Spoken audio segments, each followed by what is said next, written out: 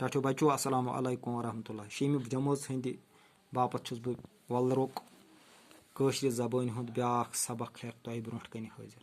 बह पर सबक सारे जोज गई खत्म, यानी ये वलरस बुनुल आव सारे वलर जाय ये सनद मत नकरस बुनुल आव सारे जोज गई खत्म, बस्ती गई गूब तो अथ जाय बनो वलुर यथ गड गड महापदम सरस वनान।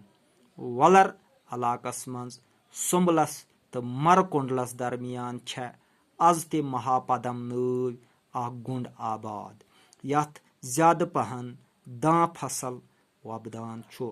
वलरस मज बाग छु अख सठा बोड़ नाग वुजान यथ आज ते सठा जोर सान आब बुबर वतलान छु।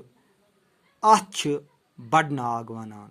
दपान बड़नागस छु मज मज तिथ खतरनाक आब लुम्बख नेरान जे 1 किलोमीटर दूरी पेठ छु नाव फाटनावान। यानी उमन लुकन हुंद यम अथ सनद मन नकरस मज तम गई खत्म। तुहुंद सोरी वीडियो अथ पे गड नाव वलरस अथ वन महापदम सर तो पत पे वलुर नाव। सवाल कर बह महापदम सर कथ ओस नाव। महापदम सर ओस गड गड वलरस नाव।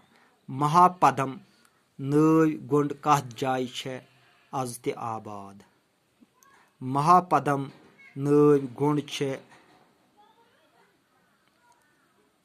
सुम्बलस तो मरकुंडलस दरमियान आज ते आबाद। या लिखोस सुम्बलस तो मरकुंडलस दरमियान छे आज ते महापदम नव अख गुंड आबाद। वलरस मज बाग क्या छु? वलरस मज बाग छु अख बोड़ नाग।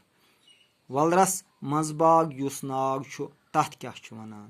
वलरस मज बाग युस नाग छु तथ छ बड़नाग वनान।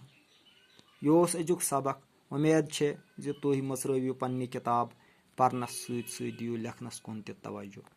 वसलाम।